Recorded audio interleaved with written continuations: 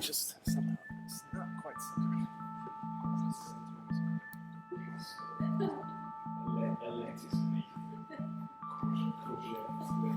Okay, coming to you, and 5, 4, 3. Welcome to round 4 of the Biel Grandmaster tournament, and so far, well, we've had an extraordinary event, just such exciting games. Anna, I think we'd better just read out the scores before we go any further, just to remind everyone watching the current standings. So Carlsen and Mamedyarov have 2.5. Svidler has 2, Navara 1.5. Vachier-Lagrave on just half out of 3. Yeah, that's a hard break for the Frenchman. And Nico Georgiadis yet to score. Yeah, I mean, I don't think anyone would have predicted that after 3 rounds. I think I said it publicly quite many times that I expected Magnus Carlsen and Vachier-Lagrave to be the main favorites for the tournament victory. He won it 5 times. He played 8 times here in Biel. He really loves the place. He feels at home. He has won the title 5 times and thought that he would do very well. He didn't start so well, still rounds, but this is not a promising start for the French. Yeah, so this is only the 4th round, of course. There are 10 rounds. It's a double round, all played, so 7 to go, including today. We should have just have a quick rundown of the pairings today, and we should look at the stats, Anna. So, first game, Georgiadis against Carlsen. Now, they haven't actually played before, have they? They haven't played against each other. Today, Magnus Carlsen has the black pieces, but what we have seen from Magnus in the first 3 rounds is very promising in terms of fighting chess. He's going for it. He goes for any kind of opening. He played the pierced defense against Vachier. He went for one of the main lines of the Najdorf yesterday versus Svidler. So we see Magnus Carlsen in a very inspiring, very fearless mode, beast mode on for the world champion. And today he's played yet another system with My black. favorite opening. Well, but this is a very unusual line. So if we just go just very quickly before we look at the other games, E4 from Nico, E6, so we have a French. Now, do you like playing the classical or the winnower? Classical. I play the classical, but any French defense I'm happy for. Well, it's bishop b4 and winnower, not the main line. So in this position, instead of taking on c3 with the bishop, Magnus has played bishop to a5, which is something of a sideline, but in fact, this is a variation that has been very popular with a lot of players. Really? Yeah, exactly. Also with me, by the way, when I was... Do you play bishop a5 as well? I used to play it when I was about 15, 16, so long ago. But, well, it's good to know you have an experience with this, but this is a very old line that was played, for example, in the Smyslov-Botvinnik World Championship matches going back to the 1950s. It's also a speciality of several Armenian players like Putian and Raphael Vaganyan. And indeed, as I said, in Switzerland, Werner Hug is the great exponent of this line. So maybe Nico will know something about it. Let's just go on a couple of moves. B4 is the approved move in this position. And here, White has quite a choice. You can take the bishop, you can play queen g4, you can play knight b5. Anna, which variation did you always feel was White's best in this position? I'm not quite sure. I don't remember so well which one I found the most unpleasant. I think the lines with knight b5 are interesting. They're all fascinating, and I mean, in a way... This is just a... Yeah, sorry that I interrupted you, but this is just quite an unusual position, I have to say. It's not the typical French defense, so they're all interesting in a way. Absolutely, and in a sense, I'm not surprised that Magnus... I mean, this is a complete surprise to me. What I mean is that it's typical of the kind of system that Magnus likes to play in order to upset his opponent, to play something that's non-standard, something that's extremely complicated, a kind of position that can easily turn at just one move. So, for example, we could have moves like this, and well, after this, take here and taking here, and we take on g7. And there was a very famous game between Bobby Fischer and Michael Tal played in the Leipzig Olympiad 1960, I must admit, I don't remember that game. where, well, it's in Fischer's 60 memorable games, and incredibly complex, and didn't a draw, but very, very interesting. So just to go back a couple of moves, that's the position on the board. You can also, as Anna said, knight b5 is the alternative, and then bishop to c7 covers the d6 square.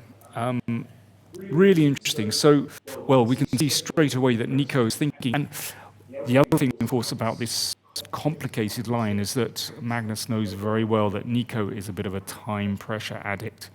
He has lost his first 3 games, so clearly Nico Gergadis, he's the lowest rated player. For him already from the start, we knew it's going to be a difficult tournament, but after having lost all 3 games, it's even worse, because psychologically your confidence goes so down that he will use even more time for the obvious moves. Well, this is really interesting, because Queen G4, no, well, no, this is normal, but instead of playing knight E7, Carlsen has played King F8.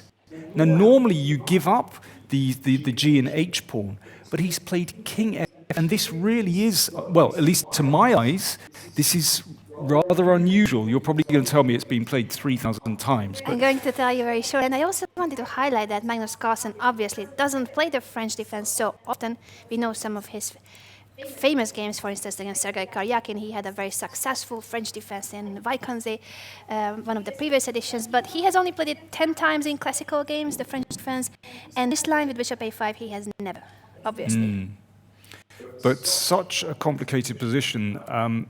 And yes, King F, I'd be very interested to learn about King F8, because to my eyes this is rather unusual. 71 games versus 327.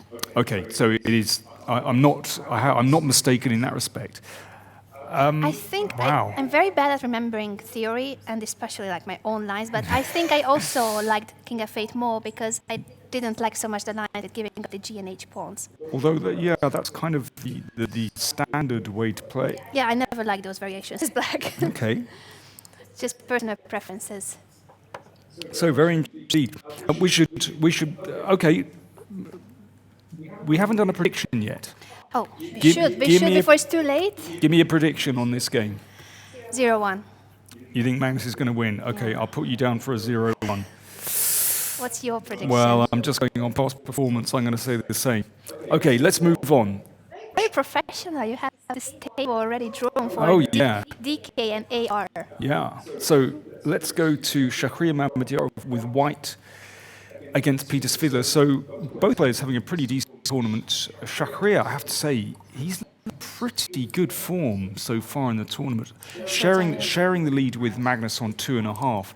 And I was very impressed in his post-mortems. He was really in command of the variations and very, very sharp when it comes to attack. What are the stats? Stats. 18 games between Mamedyarov and Peter Svidler. 4 games were won by Vachier and another 4 by Peter Svidler. So it's an even score, but they have swapped victories. The last one, the most recent game, is from Vachier, and Vachier won that game this year at the Tata Steel Chess Tournament. I'm trying to recall that game. I'm going to have to refresh my... help you. Yeah, I'm going to have to refresh my memory, because I was reporting on the tournament, and you were there for a weekend. Yeah, I know I've seen the game, but my memory is just as bad, or worse.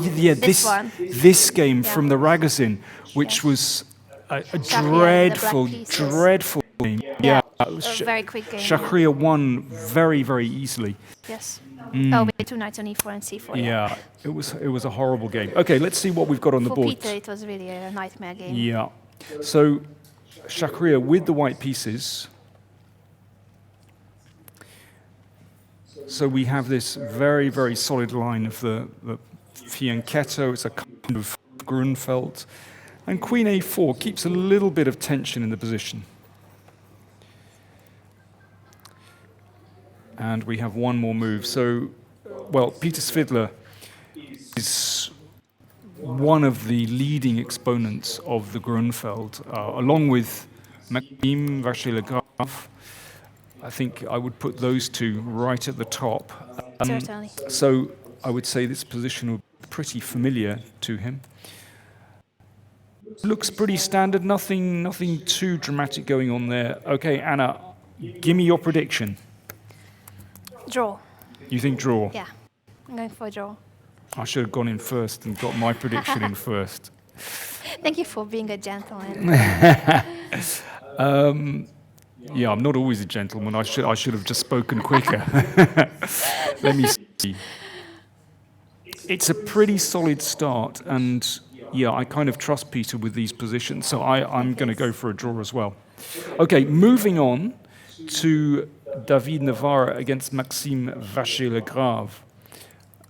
So far, Navara on 1.5, and Maxime on 0.5 point. What are the stats? The stats are very much in favor of the Frenchman. They have played only 7 times, only in comparison to the other encounters we have seen here. 7 games, 3 of those have been won by Maxime Vachier-Lagrave, and those include, well, the most recent one is from the Bundesliga this year, and they played here in Biel in 2015. Does it say anything to us? Depends on their form, of course, in which tournament they play. Here, I think I would have said a draw, even without looking at the opening.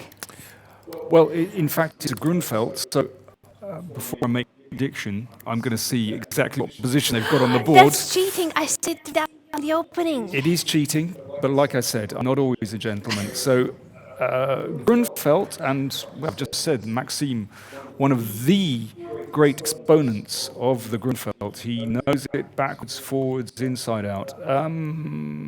Main line-ish at the moment. Now this very trendy move, knight d2. If queen takes pawn, we can play rook c1 and recover the c-pawn like this. Rook takes pawn. Instead of that, bishop d7. Very interesting. And bishop a4. Now, it looks, I mean, this is a slightly unusual maneuver. So I would say this is still going to be in Maxime's preparation, and I trust his preparation. He's having a mare of a tournament, but okay, I'm going to go for a draw as well. All right. Am I going to stick my neck out? Oh, no, I should ask you first. Go on. What did you say? I already said a draw. You said a draw. Without cheating. Okay, then I'm going to go win for black. There we are. Okay. I'm going to stick. We have one difference. Need one result. Because I think Maxime, he might bounce back today. So what's at stake?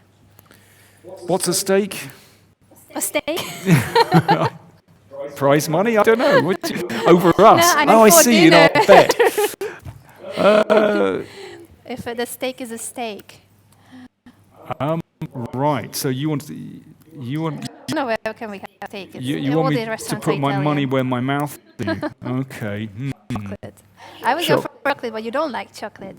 Okay. Well, I'll give you some chocolate if you're better. But the fridge is full actually, so there's not a lot. There's not a lot at stake. It's never enough chocolate. I think just glory. Yeah, that's all. Okay, let's go back to Magnus's game. See if we've got some more progress. We have.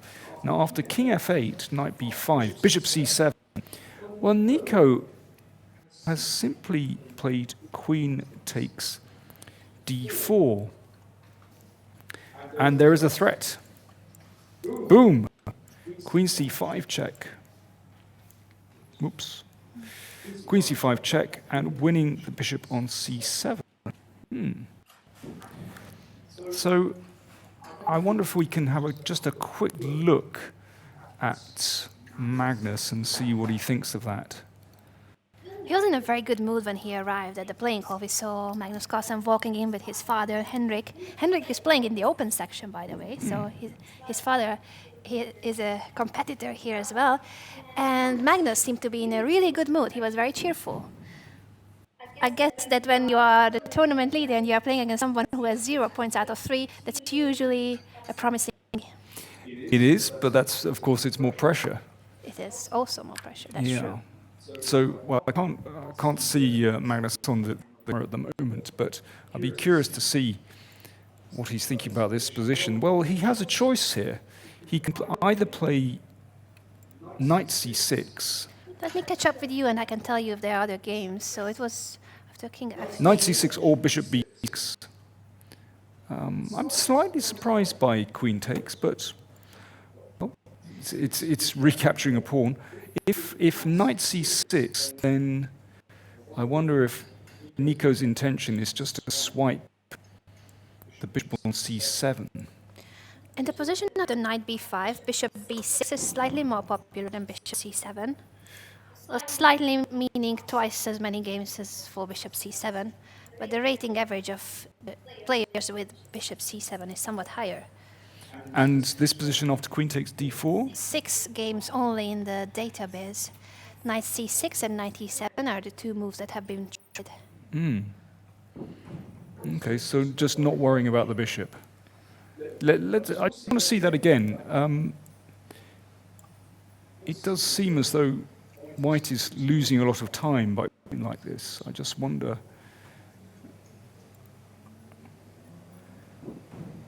Let's hold on to that.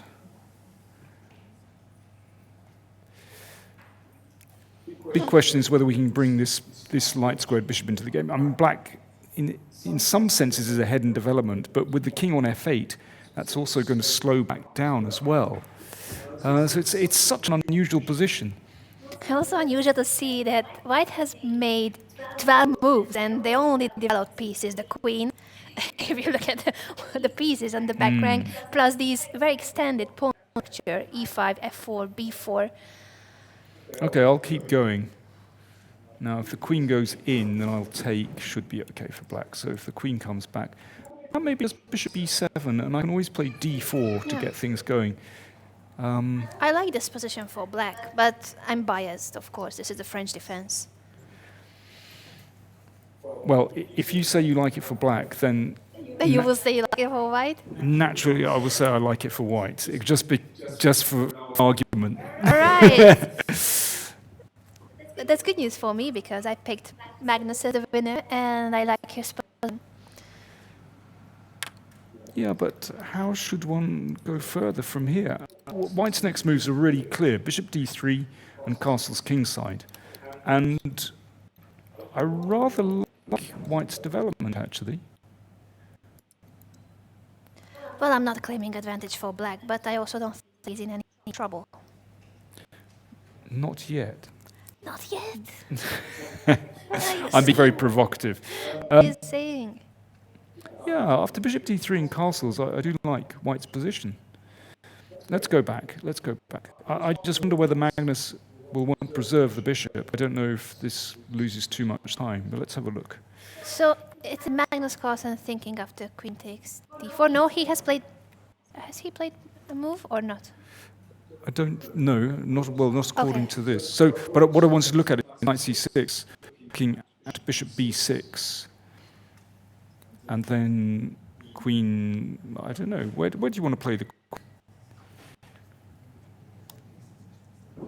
g4, f4, d3?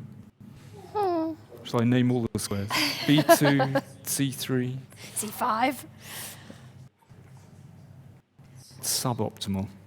Now, seriously, where do you want to put the? Maybe on g4, but Okay. usually right moves like a5 at some point. Here. And the pawn is hanging, yes.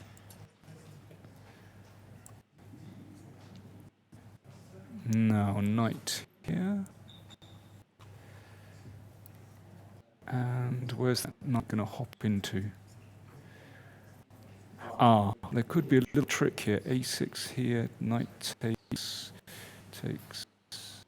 Yeah, I'll play a6 first, because after knight d6, the tactics are starting already, and we've won a pawn like that. Not that that's clear in any way. But it's a pawn. Pawn is a pawn. Yeah, I'm just wondering whether Magnus is thinking about bishop b6 to preserve that, because I'm not convinced about this. Although at first glance I thought, well, white is losing so much time here, but actually that queen comes back to quite a decent square here, and the next moves are very simple. Unless we can we disturb the queen like this? I don't think it makes much difference. No, it doesn't look good for black. Yes, it would only make sense if we can actually threaten to trap it.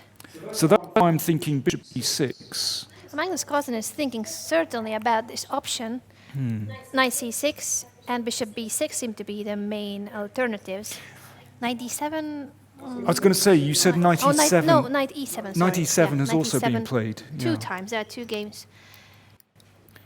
But I don't think that.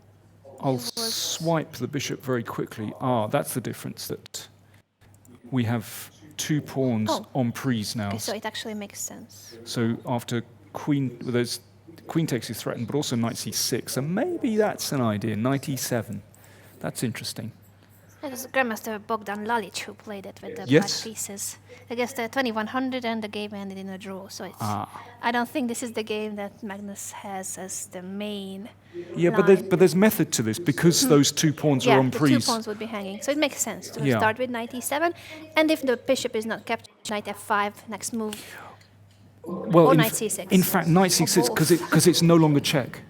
Yeah. And in that way, preserve the bishop. So actually, a lot of sense to start with knight e7. could be the way, yeah. So, yeah, if f4, for example, then we could play like this, and yeah, in that way we preserve the bishop. So knight e7 is interesting. Well, Magnus weighing up the options. I still can't see him on camera. Never mind. Let's switch to Vachier-Lagrave against Peter Svidler. And we left the game. Trying to check the Here. opening if I see any games by Peter Svidler in the very same variation, which would be normal. This is the Grunfeld type of setup. No great developments here. No surprise. The knight coming to d7 and can possibly hassle queen on a4, and it's a very typical position. I suppose c3. Obvious move. Let's just get this out. And if knight b6, the queen drops back. And I think all we can say is it's one of these positions where white has a slight space advantage, and does black's piece activity compensate for that slight space disadvantage? I would think so. Queen Sorry. Queen a5 on move 5. I see only one game. Yes. I have made a search for all Peter Svidler games by black during his career, and only once in his life Queen a4 has happened. D takes c4 was played, Queen takes c4, bishop e6, so they might be following simply this game of Peter Svidler, Queen a4, and in this game Peter went knight b d7. Can they transpose later? They could, because after castle, bishop g7, no, it's not the same. Can it be the same? Yeah, it could still be the same, right? Possibly, yeah. Well, we have a very position. I think all we can say is that white is slightly better, but that black has this piece activity and to compensate. I'm just curious, when was this game played and who was the opponent? Sargsyan with the white pieces against Peter Svidler in 2011, so it's an old game. Okay. But Peter lost it. Yes, he did. Wow. But it's not repeating exactly the same. In that game, he went knight e7, knight b6 very quickly before bishop 7. So it's slightly different. Yeah. Let me just dive back to Nico Georgiades before they actually come to take us away. I don't know if anyone could hear that online. I certainly that heat wave, and we've been complaining a little that it's hot. In fact, Very hot. Magnus played knight c6, and it has gone exactly like this. It did give a check, and he's taken on c7. So clearly Magnus feels that he can generate some play here. That's the position on the board after queen takes c7. I was looking at f4, Now, the question is, what's he got in mind? He has a slight lead in development. Clearly, he thinks there's something here. So, how can we generate some play with black here? So the world champion ended up going for the variation that didn't convince you so much. You thought that this is... No, I felt that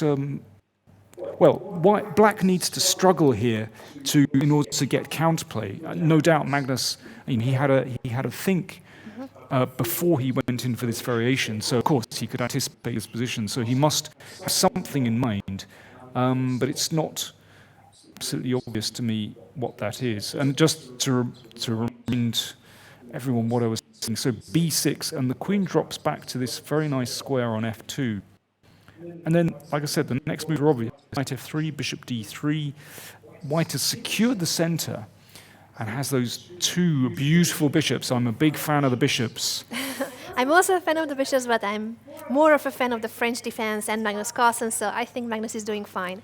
Well, you need to prove it. I don't know. Let's wait for Magnus. What do you play here? Come on. I'm waiting for him to make a move. I'm about to change my your prediction? What's your prediction? No, 0-1. I'm not going to change it. But objectively, Poor Nico. I'm not sure. He's such a nice guy. We're rooting for Nico, but certainly this is a very tough tournament for him. Starting with 0 out of 3 and facing the world champion today. Well, let's see. But the last time I played b6 and bishop b7. This time, let me try d7. Or now we have the camera on their board, so am I losing a piece? That would be brainless. Are you losing a piece? Might be. Nico thinking at the board, Magnus Carlsen walking around, maybe looking at the other boards, or game of his father, as we mentioned, he is playing in the open section, and it's all one playing hall, so Magnus can walk and see how his father is doing. Well, that's a beautiful angle. Then you need to look. That's our playing hall, part of our playing hall. So many participants, many different tournaments here. And Henrik Carlsen is among those that you see in the picture playing in the open section. It's interesting. That's actually a view from the stage. Exactly. That's what Magnus sees. That's how he sees his father's board. Yeah. I think he's been rather dismissive of his father's play in the past, actually.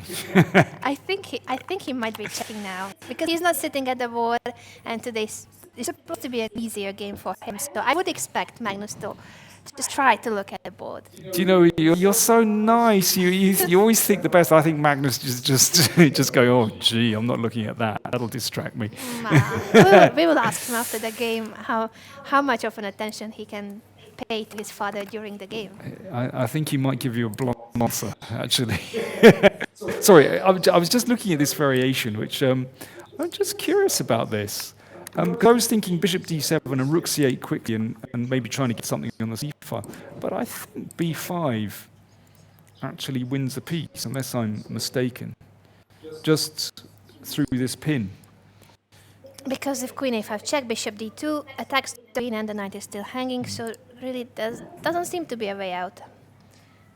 And actually after b6 I've seen an even easier way to win a piece, which is queen d6.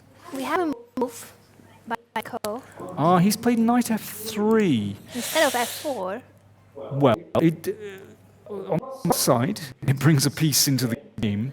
I just wonder whether there potentially could be problems with the e-pawn as it's less well defended. Yeah. I know f4 looks like risky as it's not developing a piece, but I don't see a way to exploit that. And it, as I said, it also does give the queen an excellent square on f2, where it controls really important diagonals, but also potentially prepares, once development is completed, for an attack on the king side as well. So that would have been my thought. But let's have a look at knight f3. If you can get away with it, all well and good. But let's see. I see a suggestion about our little prediction and what should be at stake. The suggestion is that if you lose, you get a haircut. I like that, actually. Well, we both are just so focused on having a great hair day, more focused than on the chess. No, I wouldn't just a joke, but What's it all about, Anna? we are these hairstyle people having a hairbrush with us. And such. Yeah, I take my...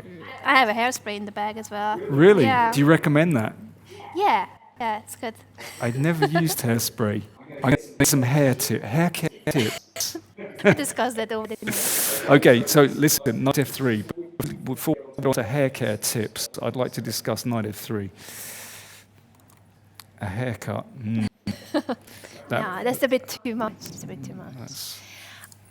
I agree with you that normally with white, you would want to protect e5 pawn with the f pawn because that's so much more stable. If there's a pawn on f4, the e5 pawn can never fall. Now, if you are trying to protect the e5 pawn with pieces, that's going to be quite some effort. The knight on f3, you will have to place the bishop on e4 or b2, and perhaps queen as well will need to protect the pawn. So I would have definitely preferred f4. Yeah, b5 is actually still a threat. Winning a piece. So Magnus needs to think what to do about that. Should we knock it back? Let's play b6. I guess he wants to go queen e3, I would say.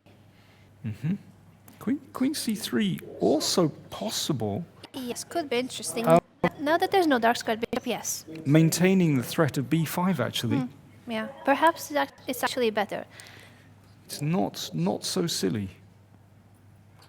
It's a funny position where the queen on c3 is actually good. Normally it wouldn't be the case.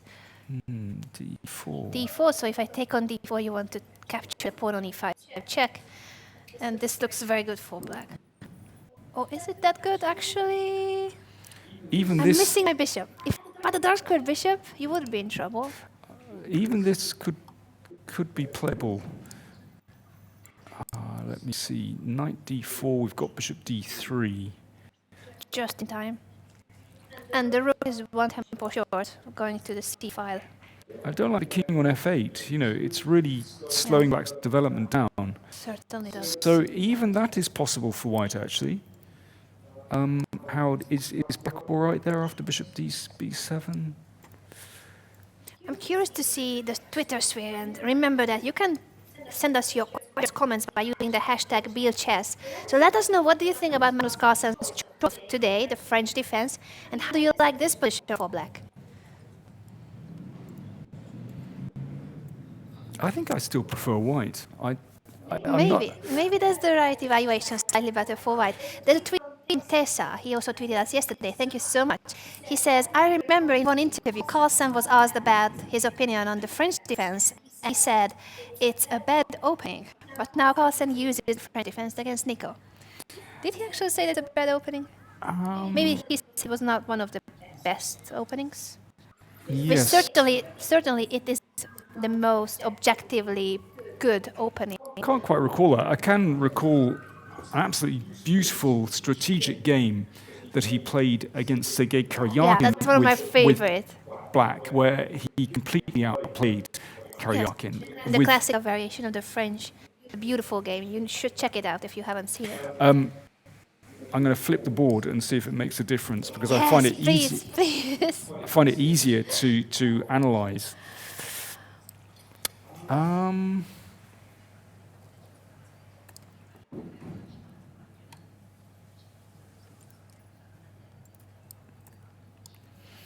I must say that if I had the black pieces here, if it was my game, I wouldn't be that optimistic about my winning chances. But knowing that it is Magnus Carlsen with the black pieces, I think that he will come up with something that we are not expecting. Well, I mean, I wouldn't be thinking in terms of sort of winning chances or whatever. I would just be thinking in terms of what's my best move here, and how do I get out of this I meant that as well, that he's gonna current create... dilemma. And it's absolutely not simple.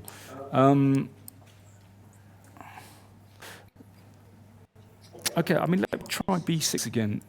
Okay. And I'm just wondering if I can stir things up with d4. And now instead of... Well, let me go for this again. And now instead of... exchanging on c3 was a bit too obliging, actually. Perhaps bishop a6 might be a stronger move. Bishop a6 or bishop b7. That's a better way to play, actually. I don't know which one. Bishop a6 looks a little bit risky, but I'll do it anyway. So your idea is that if it is white, it has to capture on e5. After knight takes c5, black's pieces are very active. The rook is covering to the c file. Yeah, that position I would love. And if not, how can white develop? b6 has been played. b6 on the board. Queen c3 or queen e3 are the two main moves for white. Nico needs a little bit of a refreshment before he makes his decision. Okay, let's just see this again. So I'm going to flip the board round. Yes, we didn't look at queen e3, but it's certainly a playable move. But yeah, I'm intrigued by this.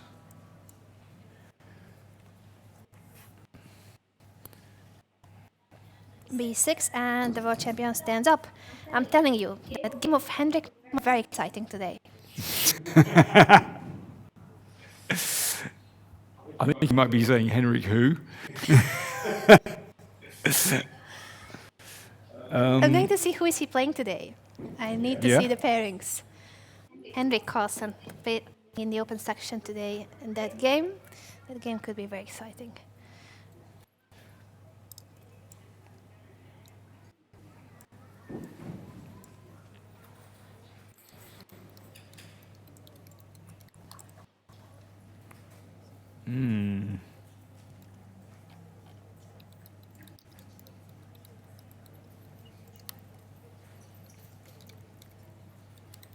I think that's playable for black, at the very least. Because white's queenside pawns are a little bit messed up here. Probably okay. All right, let's try queen e3, just for fun.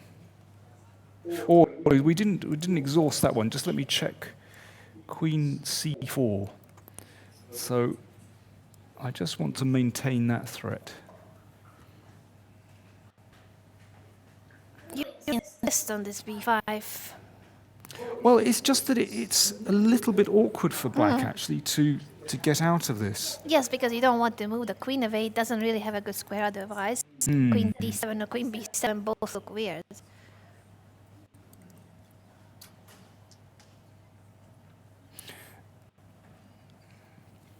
I suppose there is a6, yeah. Okay, I just want to show a funny tactic. Okay, this is going to happen. Okay. But anyway, b5. b5, yeah, exactly. It's a trick in the open Catalan as well, in some of the variations. This a1 rook hanging. Yeah, many silly lines. Okay, so not that. After a6, there's no time to try to attack the e4 pawn. Well, no, he doesn't, because the e5 pawn is hanging. No, not hanging at the moment. So if I play bishop b2, you don't have a way to chase my queen away from the c file, which means that you will not have time to capture the pawn. As long as I can pin the c6 knight, I'm okay with the e5 pawn. So if b5, queen c5, and I maintain the pin, that's when you will need a dark squared bishop and win the queen. Okay, let's just go back. So bishop b7.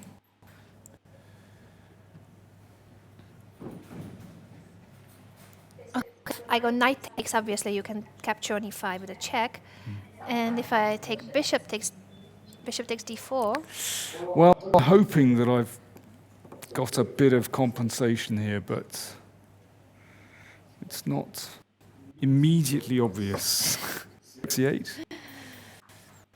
But it could be actually some compensation or not. Yeah, it could be. I mean, you know, these pieces are a little bit awkward. And now I'm threatening to do something, I think, taking here.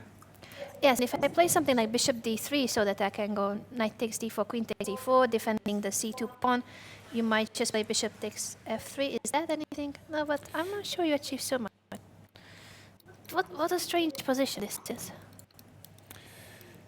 I'm not sure you achieve much. Your king on f8 is going to struggle as well if I open the g file. And knight here.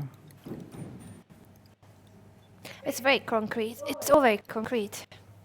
I think black's actually all right there. Yeah, it's not about weakening the king with the e5. But actually, I'm not sure. I don't think we need to take on d4. Bishop d3, rook c8. Well, just to simply take some conclusions of this position, bishop takes d4, rook c8. If white comes back with the bishop, decides not to give you the option of knight d4, then simply knight g6. Does that work well? Putting more pressure on the e5 pawn. Can we get back the pawn simply like this?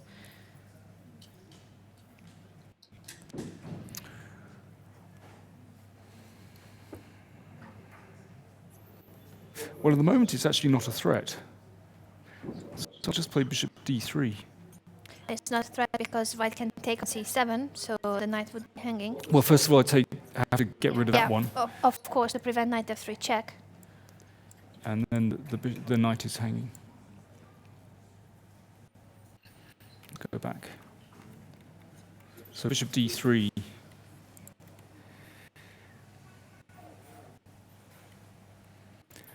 Well, I prefer white. We shall see what happens if bishop b2. It is the Swiss player still thinking after b6 where to place his queen. What we are analyzing right now is the move queen to c3, threatening b5, winning a piece.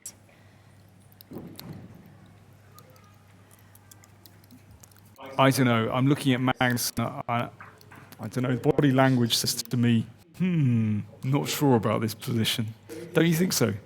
I feel like his body language suggests that, but I still think he's going to win the game. He's just kind of thinking, oh, jeez, what have I let myself in for here? What a bad variation of the French is this? Yeah. Because he hasn't really made a mistake. What happens is that some of these variations, these sidelines of the French defense or any other opening that's not main line, if you go for these sidelines, you might end up having a somewhat worse position because they are for a reason not the main lines. Yeah, there's a reason why they're not played very often. I think this is a bit dodgy for black, I have to say. I suspect if Magnus were playing a much stronger player, then he wouldn't be risking something like this. No, he wouldn't play this against another top 10 player. This is about today's game. He's always playing his opponents. He's playing the person in front of him. Also, the clock situation will come into play later. For now, Nico is actually maintaining a balanced time management. Okay, let's switch games. Sure. Vachier and Mamedyarov against Peter Svidler. If we can just come back here, that's where we left it. And knight d5.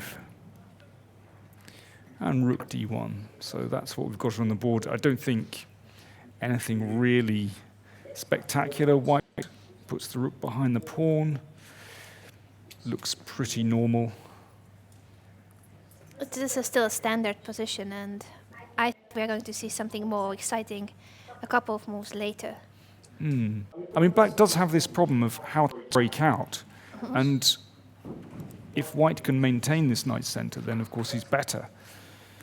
So this is actually an important moment in the game because black has to get the counterplay right. Otherwise, white will feel very comfortable. I'm also looking at this move, knight g5, that's potentially on in this position. So perhaps we should play this move. And put the queen back. Now, if we keep attacking the queen, it'll duck back there, and I think that should be fine.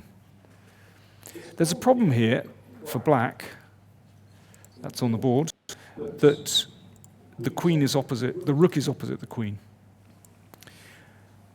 And black wants to break out with moves like e5 or c5. And in all of those positions, the queen on d8 is problematic. So you will want to move the queen away from the d file before you think about a pawn break. So, having said that, let's play Queen B6. Seems logical. I don't know if it's good, but let's play it. So I was thinking Knight G5, and then we get a really sharp position.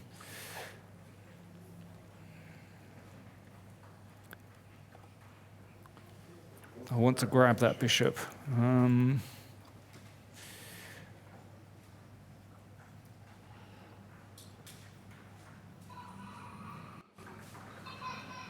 So knight takes, and bishop here.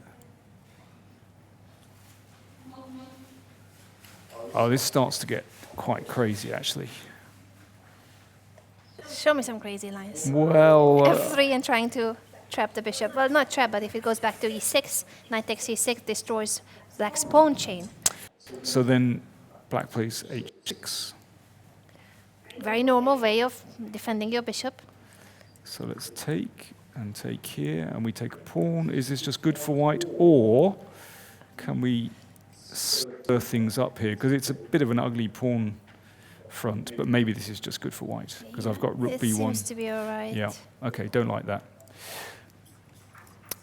I mean, I would prefer to be white in this position, definitely. I Yes, like it. more space. We have talked about this. Very comfortable position. Peter Svidler thinking. I like his t-shirt. It's a nice color. The green. Yeah. It would. Don't you agree? It would. I think. Well, if you two stood together, you'd look like a packet of opal fruits. I should get a picture with Peter today. I think today is the day. And if the three of us stood together, we look like a Yeah. traffic light. What a great idea, Danny. Okay. It's a brave colour. It's a summer colour, I think. It is a summer color. It's such a hot weather here in Biel. I think it's not a usual Swiss summer, is it? It's normally Biel is very hot in the summer. This is okay. We're at the upper end here. I mean, today I think it's 34 degrees. Whoa, that's like in Spain. Yeah. Yeah. A So little too much. it looks like we have a move. What's he done? He's knight F6. Well, that means that E4 is kept under control, so E4 not possible, and far more sensible than my Queen B6, I have to say.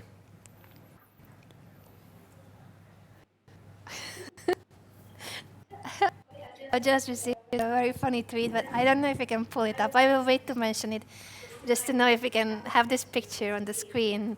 Mr. Howard Staunton tweeted, there's this account I mentioned, I find it very funny, and he came up with a nice picture of Peter. If we can show it later, then I'll mention the tweet. No, I enjoy Howard Staunton's tweets. Me too. I think it's a great account on Twitter. Keep those coming. Of course, Howard Staunton was one of the strongest players in the mid-19th century, if not in the 1840s, the strongest player in Europe. One could win that. And it seems that Howard Staunton has joined the digital age and is active on social media. And he's a FIDE candidate. At least he says so on Twitter. A president candidate. He's a presidential candidate. I told you that he has everyone on his team, including Mr. Evans and the rest of the Mr. Who? Evans. All the stars. Oh, Evans. Oh, Evans. Yeah, Mr. Evans. I thought you said. Somehow I heard Evans before. No, Evans. Evans. Yeah, Evans Gambit. Evans. Yeah, I like the game. Yeah, I used to play. Captain Evans, yeah. No, that would be great, yeah. But I've just seen, it would be great if we could get that picture up. Because Peter Svidler is a cricket fan. So Peter is quite an Anglophile. His English is absolutely superb.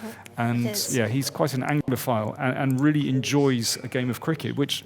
Well, there it is. Our wishes. Oh, there we go. All our wishes come true. What a beautiful picture of Peter Svidler. And the tweet says, chess has been the occasion of wasted talent and lost opportunities. Svidler was a promising cricketer until he became addicted to the game. Thank you so much for your tweet, Howard.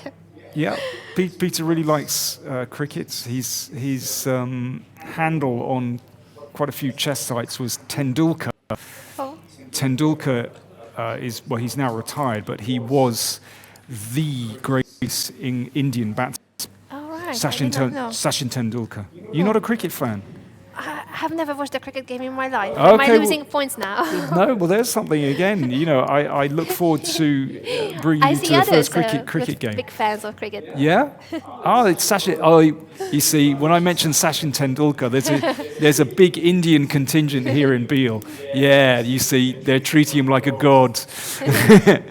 Tendulkar, he was genius. He's touched with a bat, and yeah, amazing. That's great.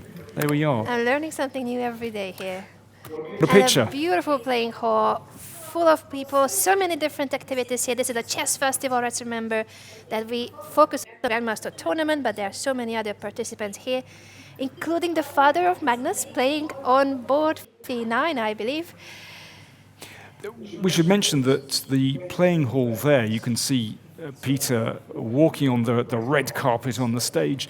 This is just above us. This is on the floor above. We're down below in the main foyer. That's where we're holding our commentary, and they're playing up above. And it is a really beautiful building. It feels sort of light and airy, and well, they have concerts here and all kinds of things. But yeah, it's perfectly suited for the Biel Chess Festival. And it is just amazing, I believe, for any chess fan to play in the same hall as their favorite players. Their favorite chess players are there on the stage, and you are a few meters away playing your own game. Yeah. Listen, let's switch game to David Navara against Maxime Vachier-Lagrave. We left the game around here, and after bishop a4, it's gone queen takes bishop. So we have an exchange. Okay. An interesting way to exchange.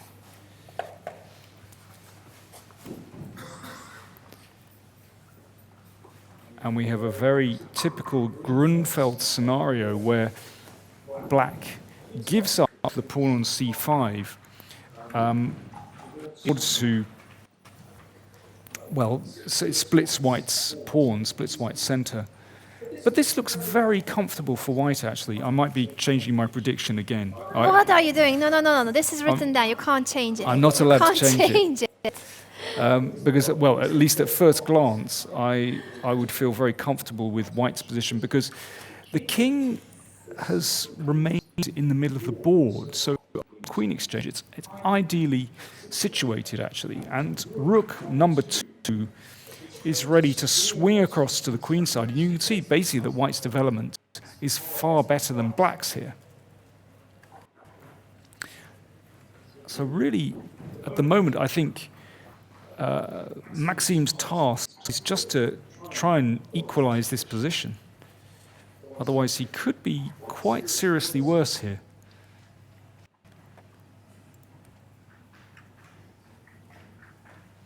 In terms of the clock situation, I believe what we are witnessing is a very good preparation by the Czech Grandmaster. David Navara has only used 2.5 minutes his clock.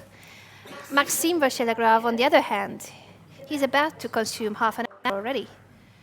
No, over half an hour. I always forget it's 1:40 when we start. An hour and 40 minutes. That's the starting time. And he's down to 1:13 already. By the way, another Indian connection. As I understand it, David Navara works together quite closely with Pentala Harikrishna. Oh, I did not know. But it could make sense because I believe Pentala lives in Serbia. So it's he's moved to Prague, actually. Prague, already in Prague. That makes even more sense than they work together. Well, this is according to Tanya Sachdev, who we were chatting to last night. And I would say that's a good combination, actually, because the two working together. Yeah, Pentala Harikrishna is quite a... Well, they have very different styles, actually. Pentala Harikrishna is a very mature, positional player.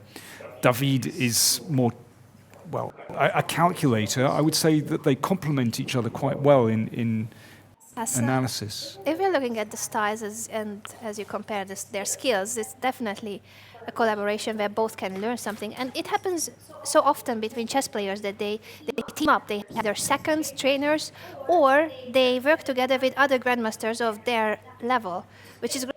I think everyone should do that. It's not you against the world and you and your computer against the world, but it's good to have some human resources and teams. Well, this is a crunch moment. Bishop takes c3. This game could just fizzle out very quickly with lots of pawn exchanges here. Or can white keep something in the position? Can white use his slight lead in development? So, for example, well, what I mean by the exchanges is this. You can see that this one looks very weak, and suddenly this one looks very weak as well. So that could just burn out very quickly.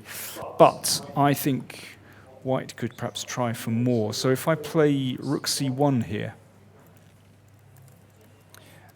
and then if, well, we're ready to push this pawn, perhaps. Bishop takes knight. How's this endgame? Another rook endgame, 4 rooks, just like Magnus against Maxime. Well, obviously, white is a bit better here. How much better? He's about to double rooks on the 7th, which is always cool. It is cool. Well, I mean, white is obviously better there. So after bishop, let's go back to bishop takes c3. So it's simple move, rook c1 I'm looking at. Whoops, sorry, rook c1 here. Just attacking the bishop. And I was looking at bishop takes knight. Bishop takes, king takes. Well, and the last time I was just exchanging everything on c5. Let me play an ambitious move, or a move which could introduce some complications. Just cast instead. Now it's the same thing. If white exchanges here, that pawn is on, so that could lead to a draw quite quickly. The question is, can we play c6? Is this too dangerous, or is this a strong pawn or a weak pawn?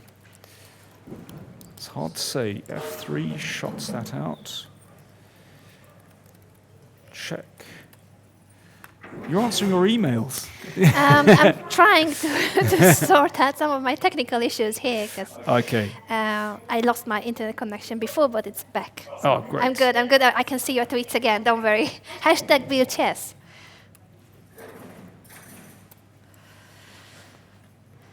So what's going on here? e5. This is quite risky for black. To just allow this last pawn, but it looks a bit iffy somehow to allow this. And there are other moves as well. With white, we could play... I was going to say knight b3, but then we've got a6, which actually traps the rook. That's pretty weird. Then how's this? We've got... Whoa. There are lots of really... I don't look for a minute, and this is what I come back to. Where's my rook? There are lots of really complicated endgames, actually. Yeah, you sacrifice an exchange for a piece and a pawn. No, just... I mean, it's a rook for black versus a knight and this b6 pawn, a monster pass pawn. Yeah. I mean, it's another interesting one. I don't know. So that was knight b3 instead of rook c1. But probably we can just castle instead.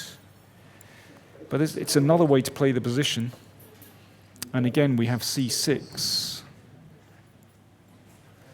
Not quite sure what the knight is doing here. Maybe it will come into the game. Really complicated. Certainly, white is the one who's trying to press here. Uh-huh.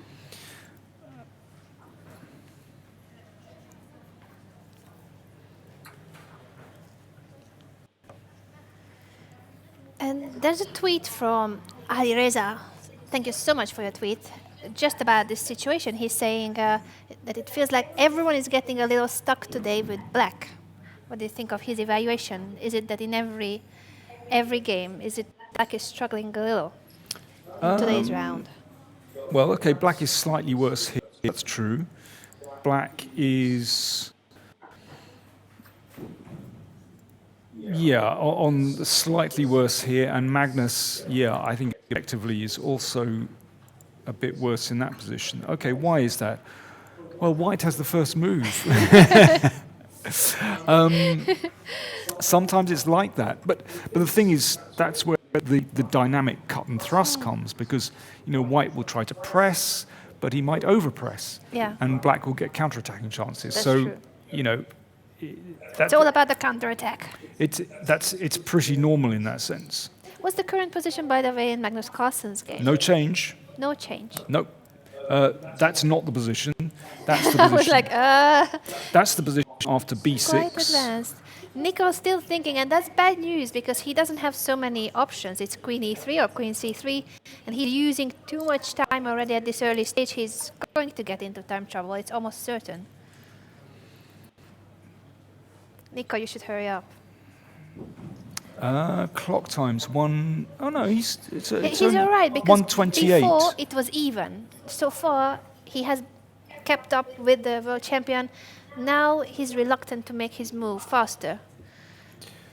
And that's when problems begin to arise, not only on the board but also on the clock. And the clock is part of the game. As we know, Magnus Carlsen likes to use the clock as his ally. Just coming back to Mamedyarov against Svidler, so we had this and h3.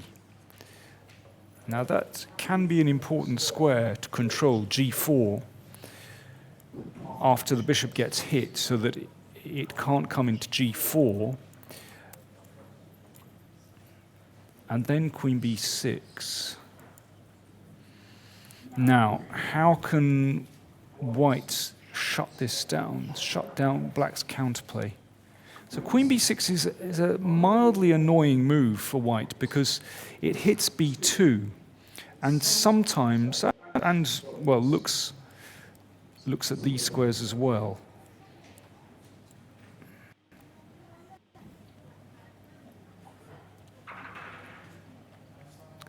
Knight e5, we could try there.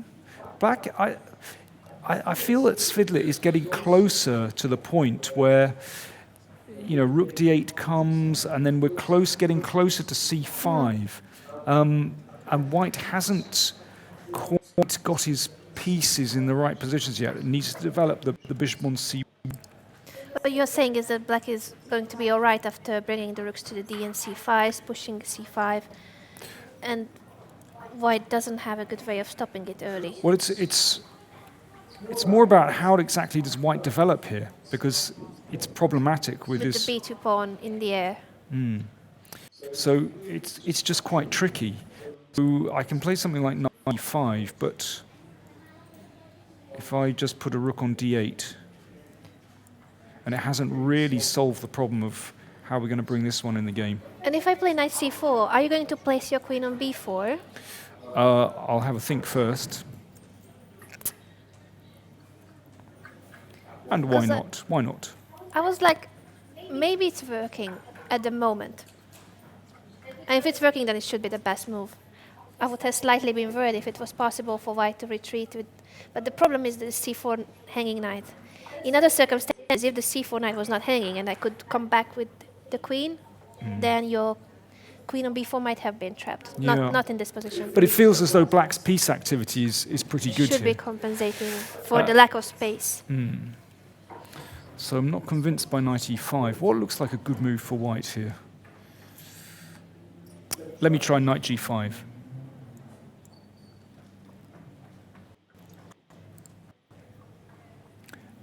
Isn't it? Yeah, we looked at something similar but without the pawn on h3, so I don't have knight takes c3, bishop g4. And knight takes c3, bishop d5 is not an option. I'm stepping into e4.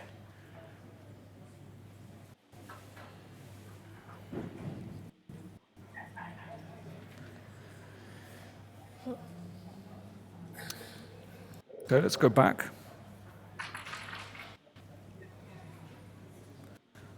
I'm looking at e4, but I think that might be a bit much, because here we can play h6. And c5 as well. And, Oh, just taking a pawn, of course. Oh, I love that. It's a free pawn.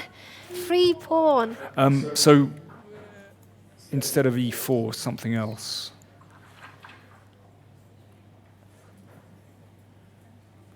Could play knight e4 and cover c5, but then we have to reckon with c5 coming. Okay, come on, let's... Yeah, we should try that. C5. Knight takes d5, that's probably... Well, actually, even this is... should be fine for black, I would say. It feels as though black's activity is very good here. That's And white is not even developed yet. classic Grunfeld position where these bishops somehow fly into the game. Yeah, interesting. So knight g5, bishop d7. Okay, then I'll come back with queen a3. I like the square a lot for the queen when it's possible to play queen a3. That's a nice move. Shakir is still thinking in this position. Knight b4. Feels as though Peter's piece activity is sufficient here. You know, I'm managing to stir things up all the time. Also, why would he be in trouble? This is a if we are comparing good and bad opening sidelines of beat variations, this is a very classical setup that black has played, and if anything, it could just be slightly worse or not even worse for black. Well, the next few moves really determine how the middle game is going to unfold, because if black manages to break out, then he's fine. If he doesn't break out, then white is better. So there we are. Interesting, he's played knight e1.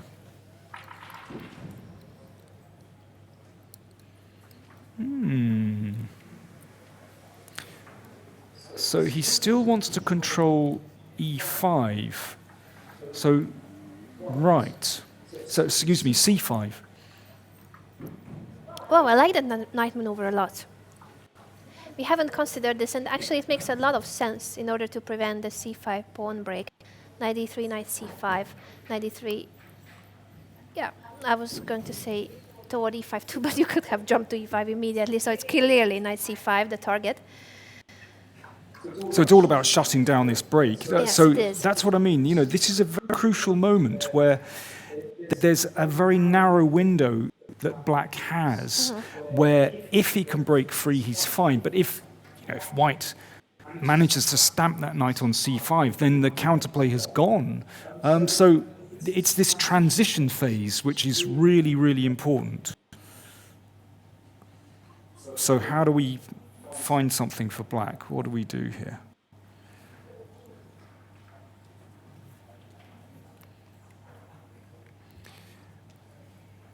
Okay, let me try rook d8. And let's see how serious this is. Because just for a moment, it's a little bit loose.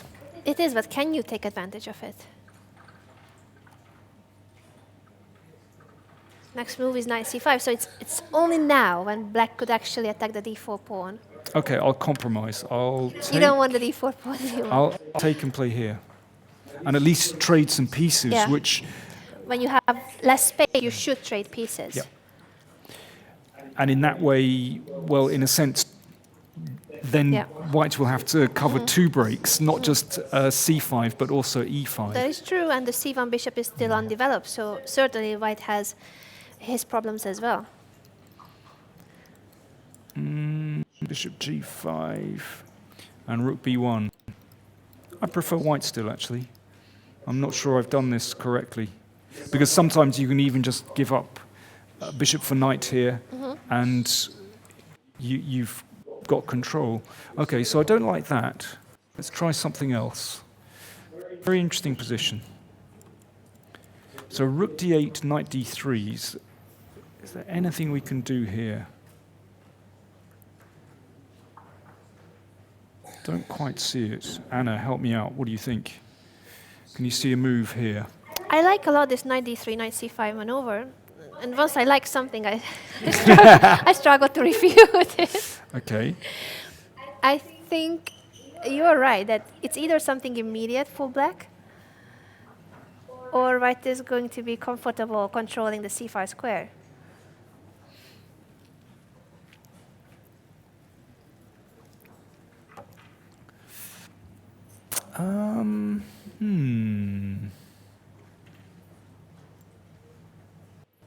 I don't see anything obvious. I think it's no wonder that Peter is taking his time here. It really is an absolutely crucial moment in the game. Let me try knight d7. How does that change things? I was looking at this move, but I wasn't sure that I achieved so much. It's true that now knight d3 is not an option with the d4 pawn hanging, but e4, yes. e4, yeah. And It really wants to connect the pawn. So once b takes c3 happens, d4 pawn is always very stable. it's a very good position for white because, in fact, Yeah, good control of the center space. also, unless black has something immediate, then bishop e3, the knight will come to d3, rook b1, and black has to fall backwards. True. Also bishop a3, depending on what the position is. Peter, Svidler. I think Peter's suffering a bit. Looks a little bit like that. At least this is he, of course, he has an enormous experience with these kind of positions, so he appreciates that this is a critical moment and he has to find something. Let's move on. Let's move back to Nico against Magnus. We have big developments there. After b6, we were looking at queen c3, but instead it's gone queen d6. All right. We mainly thought of queen e3 and queen c3 as options, but queen d6, I think we just briefly mentioned that it could be captured and then black is all right. Black should be all right. But we didn't really analyze this variation. I wonder. Now, it's a really ambitious way for Nico to play. If he can maintain this pawn on d6, fantastic. But if Magnus can round it up, so if I play f6 here, Simply with the idea of pushing e5 and capturing on d6, it's very logical. but also I want to put the king on f7. Yeah, both. It's a multi-purpose move. e5, king f7, sometimes even g5. Definitely.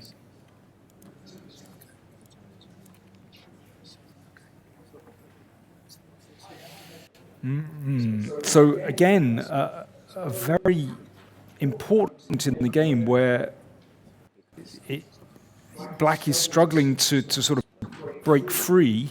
Can white keep the clamp? So, for example, I was looking at bishop d3, but then e5 straight away. Well, I don't see how white is not going to lose material here. Yeah. e4. Yeah, I mean, yeah, this You can take, but obviously once the bishop shut out, this is the problem. So f6 looks like the move, but Nico, I mean, this is a very obvious move. So Nico must have something prepared. What about? has to be something very concrete. Can he start with? But does it make sense to go bishop b5? No, I don't like that because it collapses into knight d4.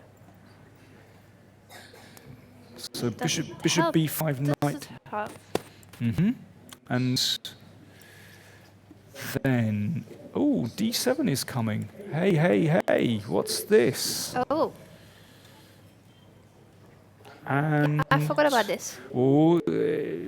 Check. Really interesting.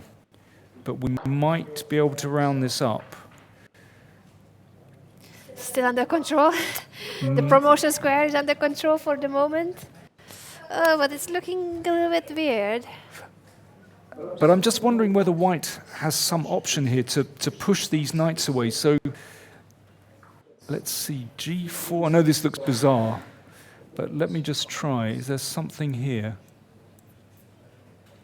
But you need to deal with the c2 hanging pawn, so you have to play bishop d3.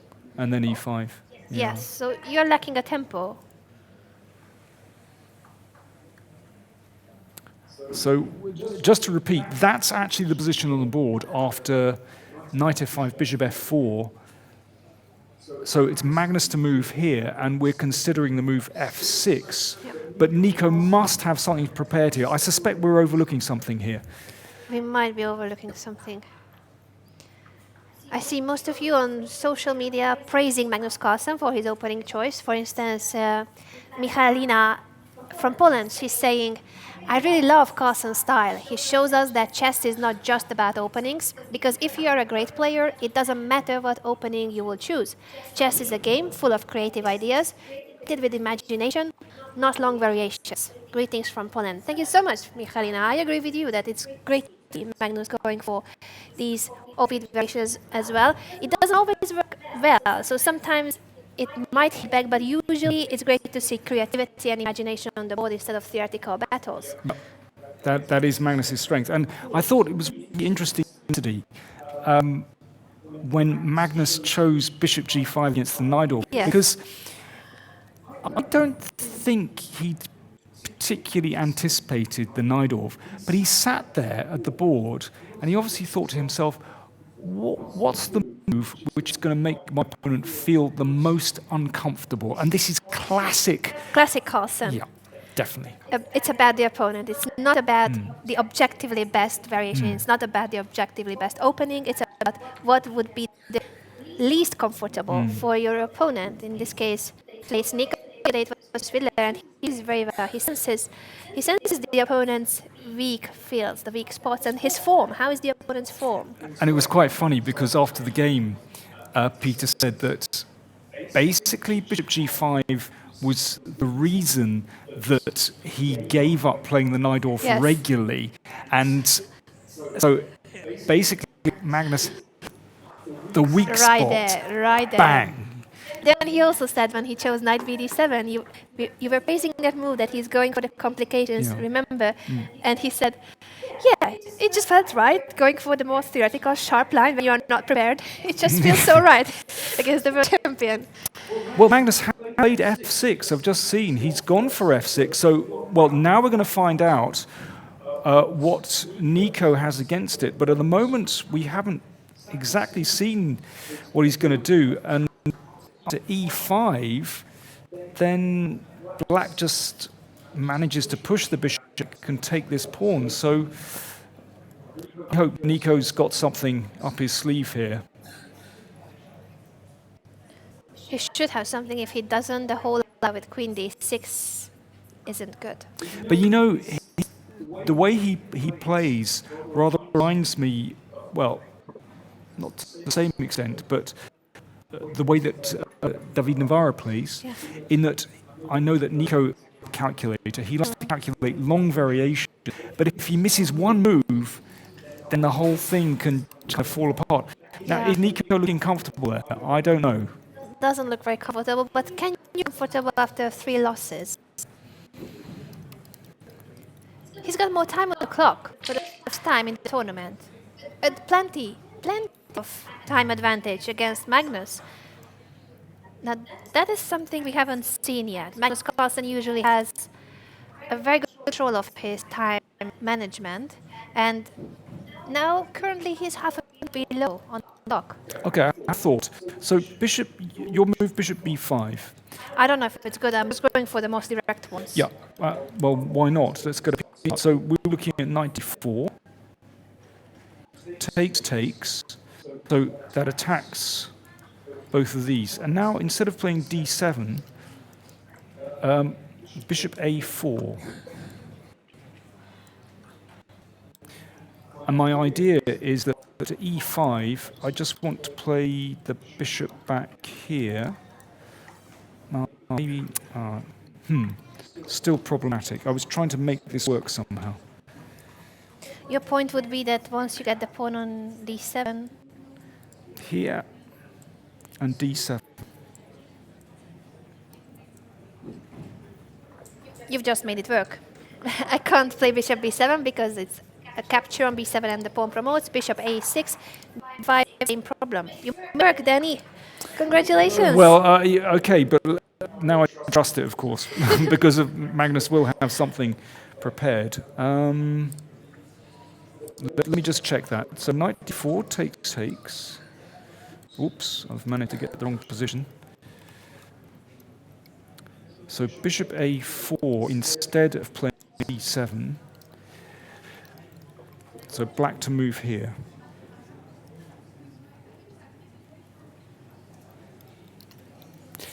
Bishop a6 or bishop b7 first. That could be the problem. And then after c3, knight back, I'm still getting an e5. Wow. I'm not sure.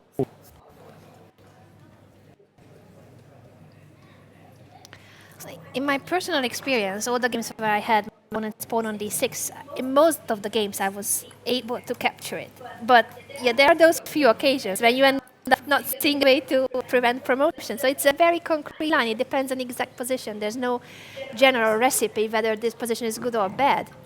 I can see someone there said f6. Can f6 be M answered tweeted. by g4? Let's have a look.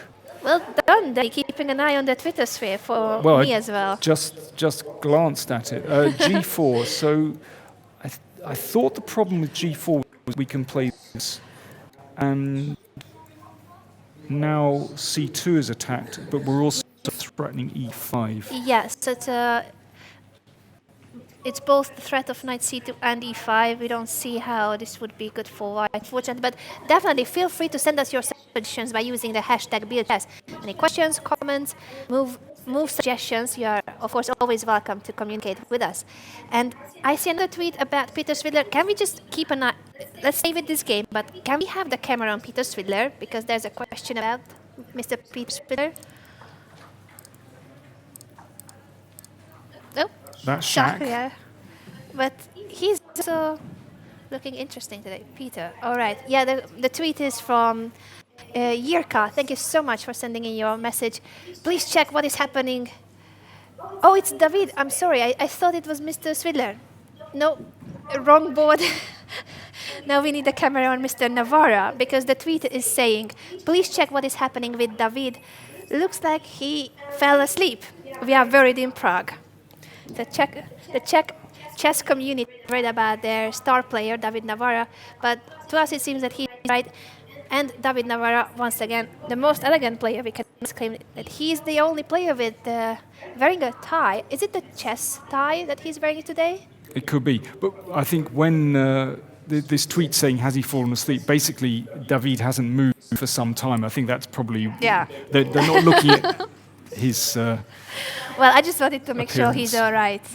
He's more than fine, but again, I think a really important position, because this could just burn out very, very quickly into a draw with pawn exchanges, or white could end up with a slight and persistent advantage, and white has several interesting options here. So I think that's basically why David is really taking his time here.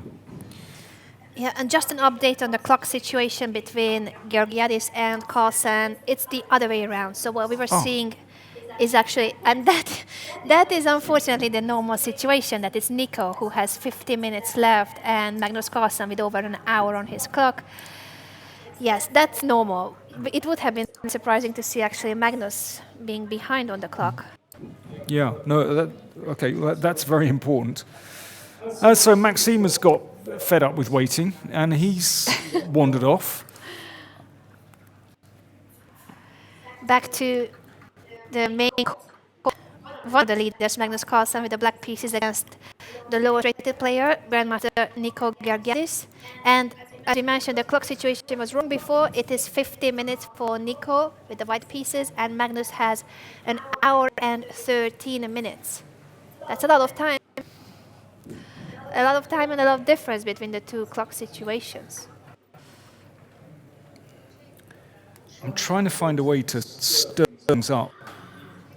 There's a question from Nikolai. Thank you so much for sending in your move suggestion. He's saying in the position of the knight takes d4. So in one of the positions, when we went knight d4, he wanted to defend the c2 pawn with castle queenside. Perhaps it's the g4 variation, g4, knight d4.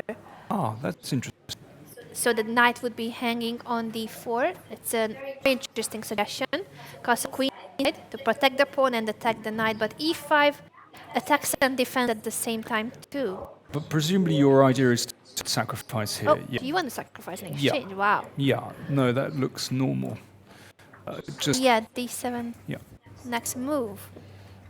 Whoa. Then king f7 or bishop b7. I'm not sure. Yeah. King f7, then bishop c6 looks very good. So we'd better play instead. Where? Bishop takes pawn? Or bishop b7? I'm not sure. Let me take a pawn. I'm greedy. But then, now this could be fun. Rook e1. Let's play rook e1. Yeah, this is interesting. Wow. So the idea is d7, bishop c7, the long run. Very short-term plan, actually. What can black do about this? He would need to get his rooks at some point. So can king stagger up the board? But That's the main question. If he goes king f7, check on e7, oops, mouse slip. c7, king g6. Is he getting mated there? It looks so suspicious. The bishop can cover, but let's just push on. Well, this could just be winning for white. So it's both about bishop c7 and rook e8. Yeah. Wow. Oh, this could be a brilliant idea. Castle queenside and sacrificing an exchange. Okay, let's Thank you so much, Nikolai. Very good suggestion. Let's just see that again.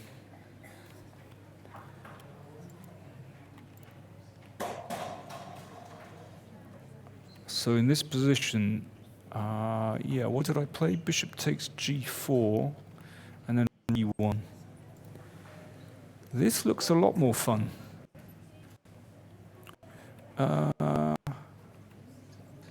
Okay, let's go back. g4, wow. That is good fun. So, okay, I'll take this more slowly. Well, we could, in fact, play e5 in this position instead of knight So d4. moving the knight. So I'll play this. The one I take your knight, you're going to take on f4, and we shall see what is this position. Funny pawn structure falls on the f, not something you see every day. And the d pawn on this with the d5 pawn. I'm bound to get rid of the dark square bishop, though. Yeah, Makes this one more vulnerable. it certainly does make it vulnerable. But let's... Okay, now I'm tuned into castle's queen size. But then I take here. And if I take, I've got bishop e4. So bishop b5, knight e5. Yeah, okay, here we go. Not so clear. Really interesting position. For example, knight e5 takes. Now there's a choice. I rook e1. Just for a moment, when black's rooks are still split, then we've got a choice. Rook takes d5 or rook e1. Another exchange sack. Once again. Okay, let me just play here.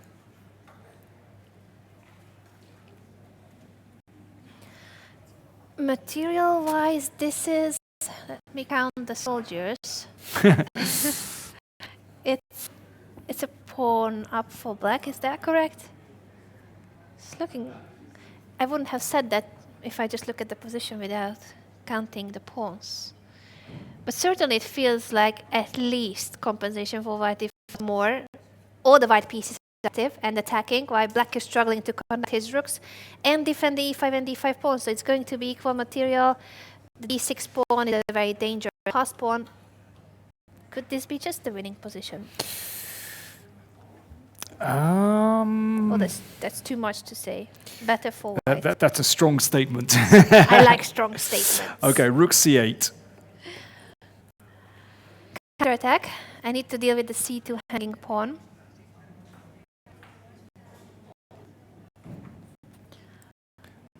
You say that you don't need to deal with it. I'm amused by this position.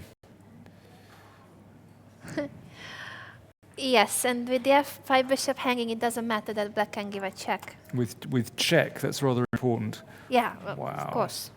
And after rook e1, bishop e4, then I've bishop c6 and taking here. I was hoping that this was good for white. I think it is. Yeah. Here takes. Now you take it. Yeah. Very good. Okay, so going Whoa. back. So how did we end up in this? Yeah, good question. So that was g4, and two possibilities: either e5 or knight d4. Let's look at knight d4 again. So wait a second. This e5 actually was very bad for black in the end. Oh, quite some position where we wouldn't like to pick black. All these positions were comfortable for white that we looked at. Yeah, I think bishop b5 is a good move. It all looks very straightforward. The knight hanging, the d5 pawn, the d6 pawn is still alive. As long as this d6 pawn is alive and kicking, it's a problem for black. So after g4, knight d4, and then we were playing castle's queen side. And an alternative here, yeah, maybe, because last time I was playing e5, and then this exchange sacrifice looks very interesting indeed. So this time I'll go back and hope for the best. Hope for the best. If you go to c6, at least I don't see I'm losing the d6 pawn in two moves. So before you had the threat of e5, and then the knight, in most positions, the knight was already attacking the d6 pawn. Now from c6, you're not anywhere close to attacking the d6 pawn. True. c4. Let's just blow it open. Yeah, for the bishops, pair of bishops, plus the d file. If the d file opens up, then this d6 pawn is a very happy pawn. I like it. No, I don't think that black has the time to go backwards.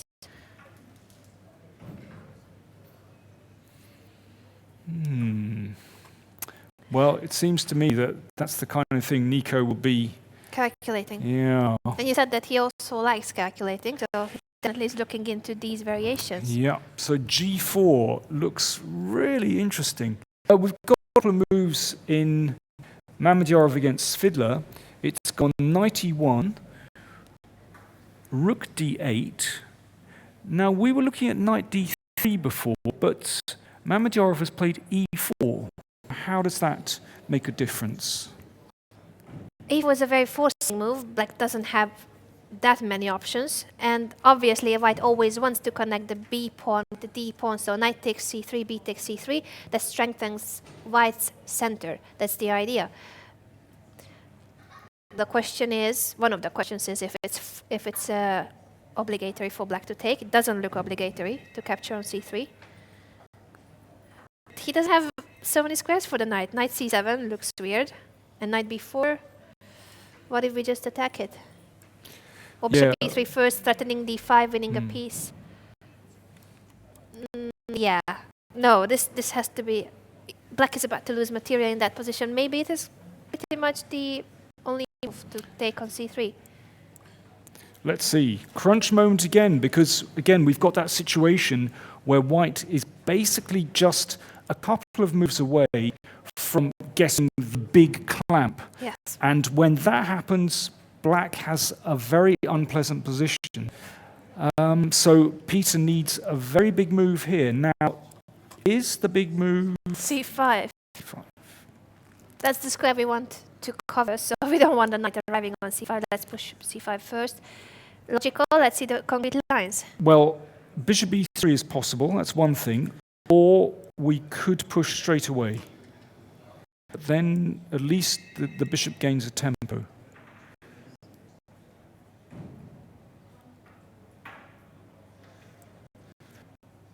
That may not be so bad, actually, because just for a moment, I think black's pieces actually look quite active. So perhaps instead of pushing, we should put the bishop on e3.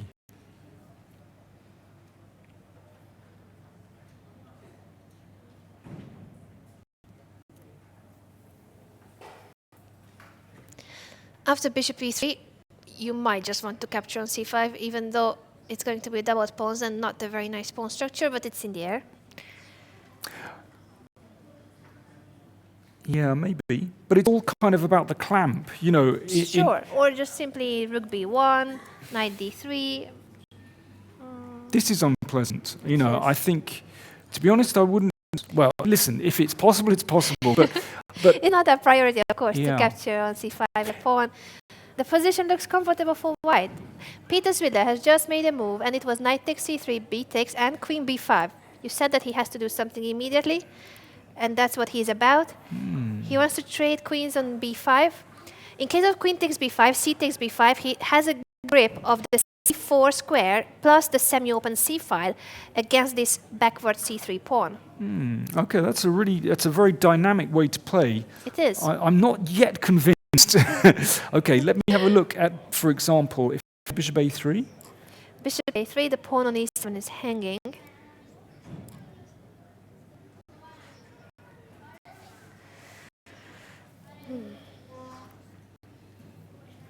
Do you know what? I love that bishop on g2. It's waiting in the wings, cutting across. Waiting for his moment of shine with e5. It's there already. The problem is that after rook d7, d5 actually traps the bishop. That's a big problem. The moves that defend the pawn include bishop f8. Sort of passive, but if there isn't a better way, Black has to go with whatever he can. And now I wonder if this is my big moment where I just start to go, okay, d5, e5. roll them. Just roll them. Oh, Just roll them down the board. And knight d3. this is looking horrible for Black. d5, e5 pawns on the board. You can push them even further later on. Knight c5, e6. I would say the bishop on g2 is perfectly placed because, you know, in other variations of the Grunfeld, the bishop might be on some square here, e2 or d3, but on g2, it's just slicing across the board, and that is very, very unpleasant. So I'm not convinced about this. I mean, Peter played it very quickly, but let's just see this again. How forcing is this? Queen takes, pawn takes, bishop a3. So we've mentioned bishop f8, and in that position, d5, e5 looks extremely strong for white. Rook d7 loses a piece due to d5. King f8, I'm not very convinced that we can play king f8. It's not a beautiful move, is it? No, it might be the same problem, isn't it? d5, e5 there as well. Well, at least the bishop is better placed, but somehow king f8 is really It's iffy. so suspicious. I mean, this is such an easy way for white to play. Now, what if he has a dynamic way of dealing with this and doesn't have to protect the e7 pawn? That would be my guess if there was a way to deal with this in a more active way. Can he go for the c pawn, or it's not enough? Yeah, the problem is the moment you take my e pawn, it's not only about the e pawn, it's that the d pawn will become a passed pawn, connected passed pawns. Yeah. I was just looking at this to get the bishop the right side of the pawn chain. But So bishop e7. Yep. And now here. Well, we could be very pragmatic and do this and say thank you very much. And 2 pawns, the b7 pawn as well is like I said, Mr. Bishop Mr. Bishop. has his day. Mr. Bishop, I love it. So I think this is a bit. This is the first thing we've looked at, you know, just off the top of our heads. But it looks like a very natural way to play. Of course, there are alternatives. We could drop the queen e2, which I would say is also possible, but I don't see anything wrong with exchanging in bishop a3. Oh, let's go to Georgiadis against Carlsen, because we do have some developments. It's gone g4. It did g4 after 18.5 minutes thought. Knight d4. It's exactly as we were looking at. Castle. And e5, e5. And and now the exchange sack? Nico is having a think here, but the exchange sack. Basically, I think he has to play this. Yeah. Because if bishop e3, then bishop takes g4. So after rook takes d4, this is as we were looking at earlier, takes, and then bishop b5. Oh, this is the critical position. Of course, we are wondering whether this exchange sacrifice is so promising for white. If it is, will Nico go for it? Okay, now I'm seeing other ways for black to play this position. So previously we were looking at bishop takes g4 and rook e1, and then this rook is getting in on the e file. But I wonder if instead of that, black can play bishop e6, so that after rook e1, simply close the position with king f7, and then the rook comes into the game. Now this makes more sense, not allowing the rook 7 check positions, which we previously looked at. Okay, we need to look at this carefully. It's still absolutely on the edge.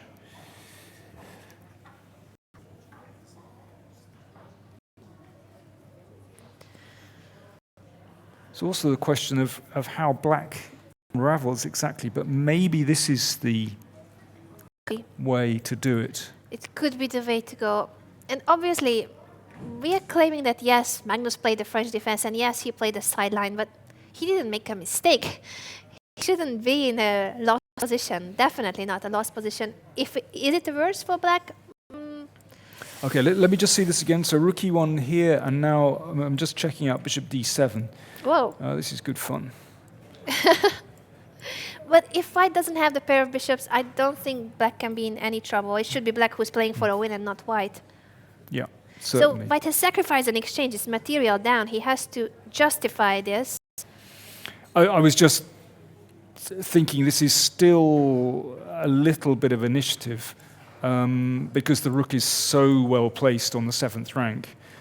And just for a moment, the king isn't very well placed on g6. Nico is about to capture on d4, exchange sacrificed by the Swiss player against the world champion. Wow, at least he's going for it. After having lost his first 3 games, I think it takes guts to sacrifice an exchange against the strongest player on the planet. I think it's basically the only move in that position. Well, however we put it, he went for this. He went into this line with queen d6. He went for this position, and now he's sacrificing the exchange. Yeah, I think he will have anticipated this a few moves back. And bishop b5. It's on the board. Everything as predicted, as predicted while I was checking the tweets. Okay, and now this is the moment where I think he might have to play with bishop e6. Instead of capturing the pawn on g4. We should say that bishop c6 is a threat here. Oh, that's a funny diagonal. That's a funny diagonal. Bishop c6 is a threat. Yeah. So I think it's time to move the bishop. Previously, the first thing we looked at was bishop takes g4, but that's problematic. According to our human engine. Because it seems to me that this pawn is too strong.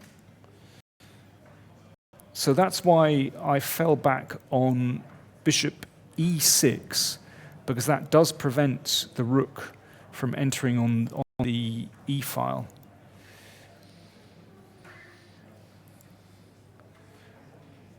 Now, can we break this somehow? Now, looking at it from Magnus's perspective, he can simply defend against all the threats of white and simply play king f7 next move, bring his rooks. Then he is the one, once again, who is playing for a win with the exchange up. But still, eliminating this pawn is tricky when... Yeah, he doesn't have a dark squared bishop nor a knight. So rook e1 here. And that's why I was playing bishop d7 to force the issue. Otherwise, I don't want black to somehow stabilize in this position. So, I mean, one thing is that, well, it's actually very difficult for black to completely break free here. I was looking at some kind of pawn advance on the king's side, but after h5, I think we can just take this. And you're saying that the rook is not coming out with the h2 pawn protected. Exactly, because the bishop just locks everything down on the king's side. It's a very strong bishop. This is all about the f4 bishop So, and the d6 pawn. um, So it is a pawn and a bishop that white has for the sacrificed rook. It's not exactly the same in value. You know that you would need a piece and two pawns normally. But it's also true that the pair of bishops is very strong here, very active. Plus, black has these pawns, these funny pawns on the d file. okay, here's a slow plan. So I think white has security here for the moment. So I was looking at bishop d7, which I don't think is terrible, by the way. I think this is actually playable for white because the pawn is so strong. And so long as if we can keep the rooks on the board, then I think white is okay. If the rooks are exchanged, then black win. No, that's something very important to know for everyone. If you're playing with the exchange up, you want to trade one of your rooks so that you are the only player that has a rook left on the board. Therefore, the power of your rook is going to increase. But I think, well, I'd be surprised if it's necessary for white to actually plunge in with bishop d7. So a slow plan. Slow plan. So I'm going to play my king up the board, and I just want to find out if black can actually break free in this position. It's not clear to me. Now, black could play a move like rook e8 and give back an exchange, but then he's just worse. No, I don't think we are going to see rook e8. No. That's just... But if not, then how does black actually break free in this position? Well, what black has is the c file, so if he double rooks on the c file... On a very good day. On a very good day. Okay, if I can move one of my rooks to the c file. So which one? a1. Rook a to c8. Rook a c8. Well, that stops my merry game with king d3. Yes! How does white get further?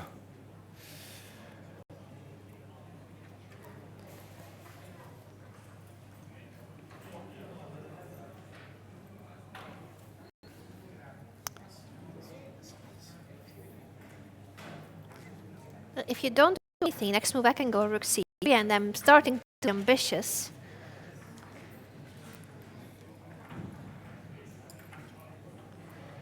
Some Really updates. interesting. Bishop takes g4 has been played by the world champion, and he says that our plan of rook e1 is not scaring him at all. Wow. Bishop g4. So rook e1. Now what's he in mind? Now this is, at the moment, only a bishop for the rook, no pawns. He has captured the g-pawn. We thought that it was not so precise because now the white rook can get to the e7 square. If king f7, rook e7 check. If you don't move the king, then you cannot connect the rooks. Is he intending to play g5 to push the bishop out of the way? g5. And now h5, but we still got h4. Sorry, I'm thinking aloud here. Sure. If I play h5 and then a4, take, rook d8. So let me try this, and then, oh no, rook d8, just bishop f6. That doesn't look right. So h4 doesn't look bad. I'm still a little bit confused by this. And f5.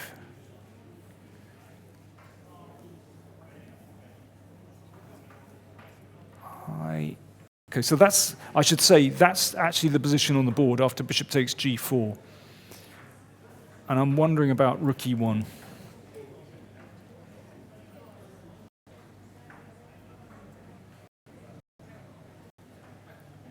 Now, is he... Oh, I was just going to say he might just make room for his king with g5. And rook e1 played by Nico, by the way. Now we're going to find out what Magnus has intended after this. Thinking at the moment, but pretty sure that he had foreseen everything and he has a plan after rook f1. Well, we're about to find out what it is. It'd be very interesting to know the clock time, actually. I don't know. I'm afraid we can't because before it was the incorrect time situation. Oh, sorry, it is the correct time. Apologies, I misunderstood it. Unfortunately, we can't see them on the screen at the moment. I will give you some updates on that. So Okay. Let's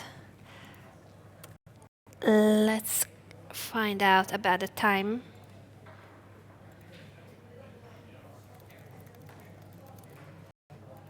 Well, while Magnus is thinking about how to cope with this move rook e1, and it's extremely dangerous, let's just switch to David Navara against Maxime Vachier-Lagrave. Was trying things here with white, but one of them was knight b3 after I think of 43 minutes. Yeah, David Navara is down to half an hour only. He only has 32 minutes left on the clock, while Maxime Vachier-Lagrave has an hour and 20 minutes. It's 50 minutes difference between the two players. 55-0. Well, I mean, I was considering this among several other variations. And I was looking at rook c1, but it's certainly not the only move. Rook d1 is possible. I mean, there's no doubt that white has the initiative here, and I think, well, as they say, I think only two results are possible. Incidentally, this was the variation where I was sacrificing the exchange. Black could have played a6 to trap the rook, and basically Maxime didn't go in for this, and I'm not surprised. Because, once again, it's so similar to the other exchange sacrifice. White gets a very strong pass pawn, supported by a dark-squared bishop. Same motive. Yeah. So instead of that, castles. But, of course, David always has to bear that in mind. But I don't think it's an issue at the moment. But, you know, a move like, either rook c1 or rook d1. I'm not sure which is better. But certainly, white has a very pleasant position to play with quite some initiative here.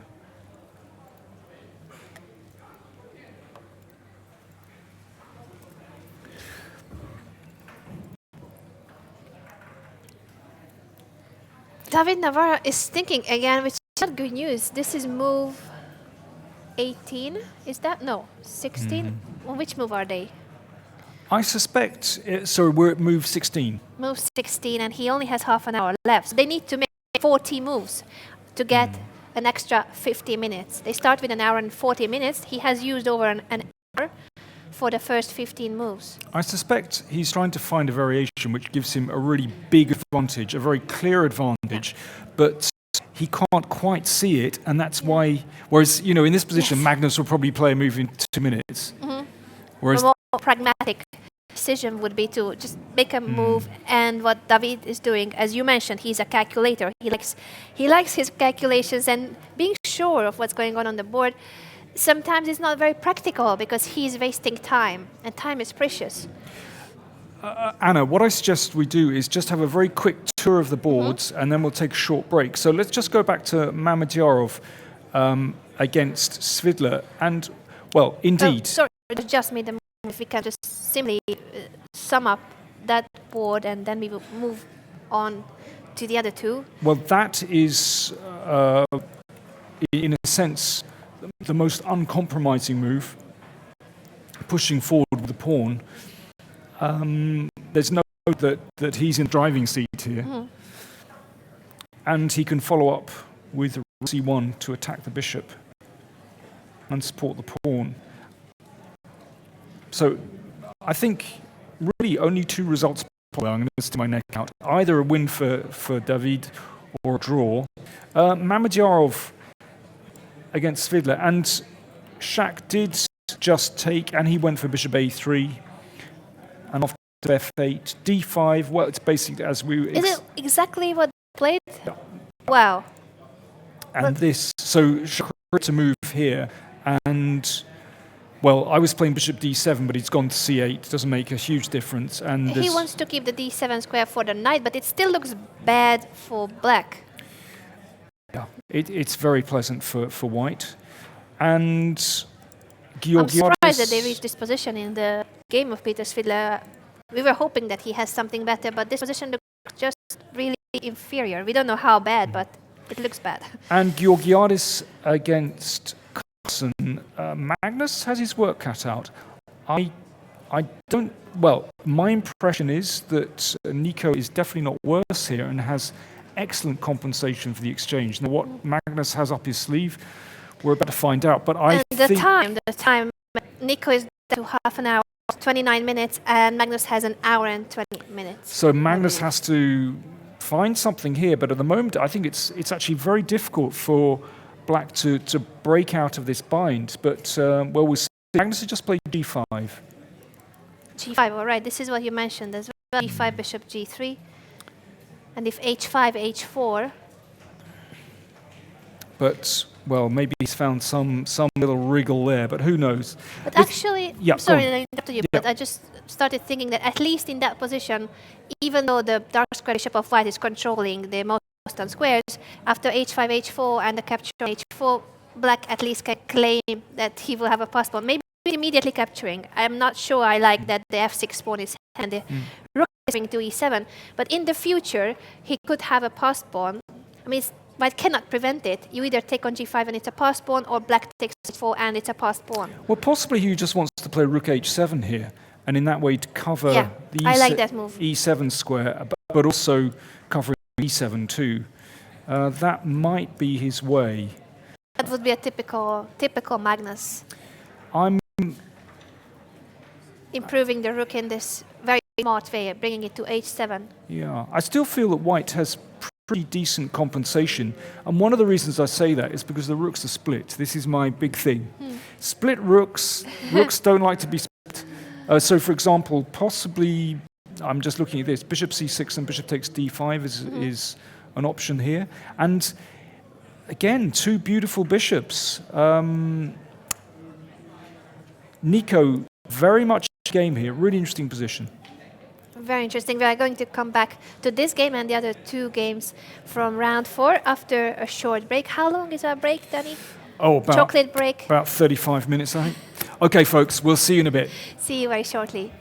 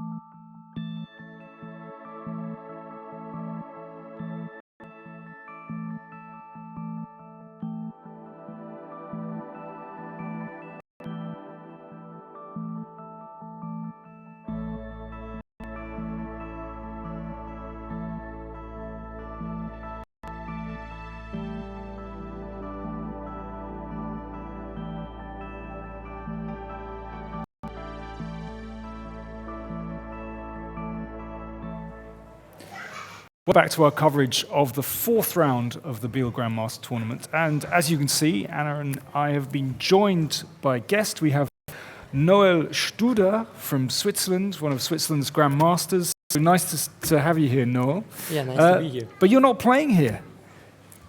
Yeah, sadly. I mean, I got invited for the normal tournament, obviously, but as I was playing already the Swiss Championship, just finished on Friday, I thought it might be good to make a chess break in 3 years, something like this. So, yeah, now I'm on holidays and obviously always visiting. Now Nico is playing